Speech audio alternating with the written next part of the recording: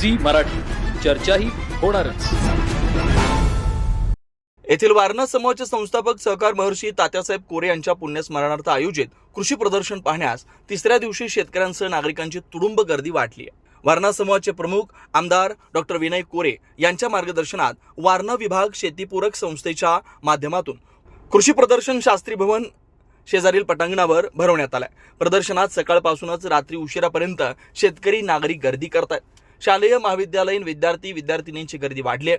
प्रदर्शनात कृषी, औद्योगिक वाहनं, गृहोपयोगी साहित्य यासह वर्षभरात 300 अंडी देणाऱ्या कोंबडींसह पशु पक्षी आज आकर्षण ठरले.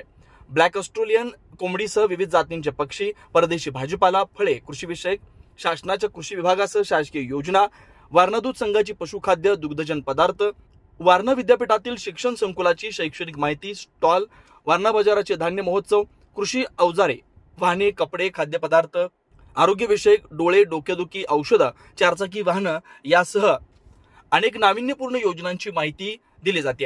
कृषी साधनं, बी बियाणं स्टॉलला मोठा प्रतिसाद मिळतोय. विनोद शिंगे, कुंभोज.